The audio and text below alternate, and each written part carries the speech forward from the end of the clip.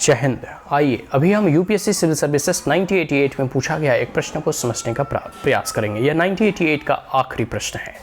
Section B paper 2 मतलब अंतर्राष्ट्रीय संबंध, फॉरेन पॉलिसी।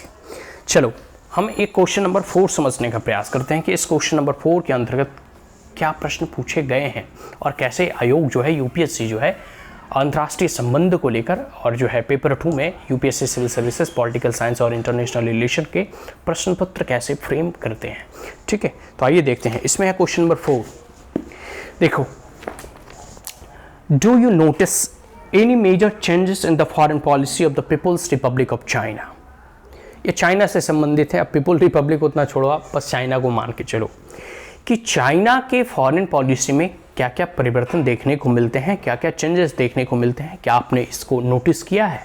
और क्योंकि 88 के प्रश्न में पूछे जा रहे थे तो उस वक्त भारत और चाइना के रिश्ते धीरे धीरे सुधर रहे थे, क्योंकि 1962 के बाद से लगभग 10-20-30 साल लग गया था भारत और चाइना के संबंध को फिर से रीएस्टैब्लिश करने में। तो इसमें यही कहा जा रहा है कि do you notice any major changes in the foreign policy of people republic of China in the post Mao period. मतलब माओ के जाने के बाद, देखो एक माओ का पीरियड था, तो माओ के जाने के बाद जब दूसरे लोग वहाँ के प्रेसिडेंट बनते हैं, दूसरे नेक्स्ट प्रेसिडेंट आते हैं, तो उनके कार्यकाल में भारत या फिर अन्य राष्ट्रों के संबंध में जो चाइना की विदेश नीति है उसमें क्या परिवर्तन आते हैं, इसके बारे में लिखना है। ठीक है, and discuss in this connection the position taken by the PRC vis-a-vis the super power and the developing nation. और जो है चाइना का विदेश नीति माओ के जाने के बाद किस परिप्रेक्ष्य में आपको, किस कंटेक्स्ट में आपको इसके उत्तर देने हैं।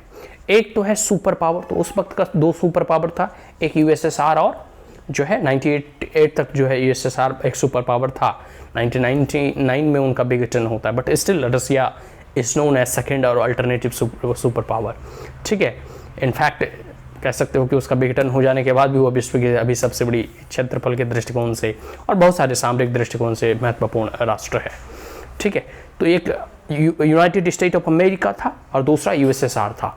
तो चाइना की विदेश नीति तो प्रमुख सुपर पावर के प्रति कैसा था, या जो भी उस वक्त के डेवलप्ड नेशन थे, चाहे फ्रांस हो गया, ब्रिटेन हो गया, जर्मनी हो गया, या अदर कंट्रीज, अदर नेशन, जो भी उस वक्त के डेवलप्ड नेशन थे, उसको लेकर उनकी विदेश नीति चाइना की कैसी थी माओ के जाने के बाद। और दूसरा है डेवलपिंग कंट्री। डेवलपिंग कंट्री में आ गया जैसे ऑस्ट्रेलिया हो गया, भारत हो गया, पाकिस्तान हो गया, और जितने भी जो है विकासशील राष्ट्र हैं और विकसित राष्ट्र हैं, सुपर पावर हैं और विकासशील राष्ट्र, डेवलपिंग नेशन हैं, इन दोनों को लेकर चाइना की क्या विदेश नीति रही है माओ के जाने के बाद, और माओ के जाने के बाद चाइना की विदेश नीति में क्या जो है ट्रांसफॉर्मेशन हुए हैं, क्या परिवर्तन आए हैं, इसके बारे में हमें इन प्रश्नों में जो है लिखने हैं। तो आपको यह पता होना चाहिए कि आखिर माओ की विदेश नीति कैसी थी। और मुख्यतः चाइना की विदेश नीति में जो है ना, एक एलिमेंट तो हमेशा रहते हैं, एक्सपेंशनिज्म। ठीक है, ये हमेशा उनकी विदेश नीति में रहती है।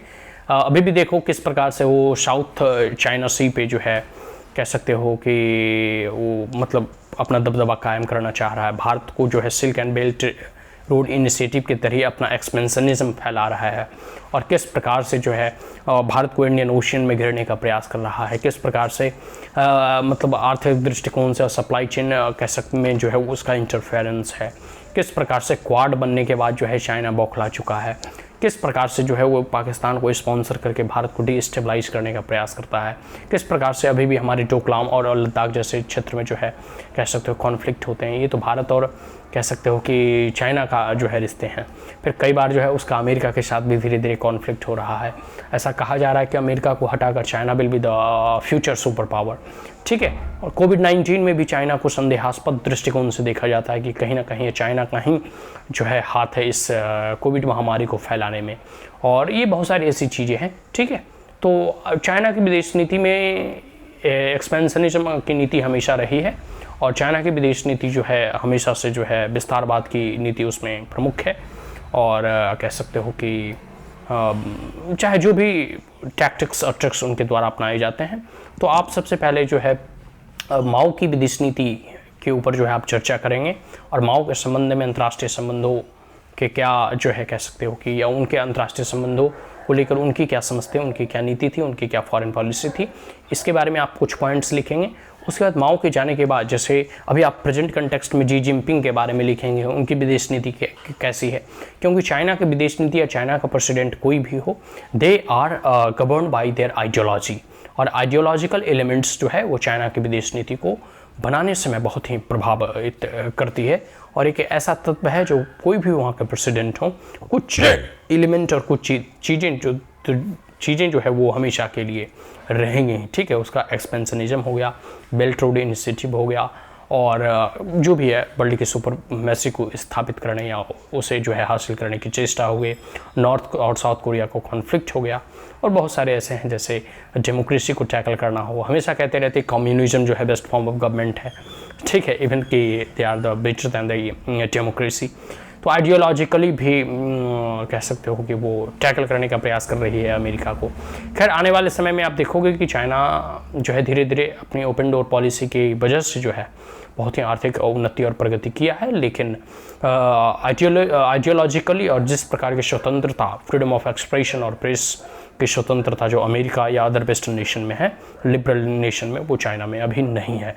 तो जैसे जैसे वो खुले गए धीरे धीरे आइडियोलॉजिकली, और जब लोगों को शक्ति प्रदान की जाएगी, जब यह इतनी शक्ति कम से कम वहाँ के लोगों को मिल जाएगी वो सरकार को क्रिटिसाइज़ कर सके, उसके बाद देखना होगा कि चाइना कितना देर ठहर पाता है और टिक पाता है, ठीक है।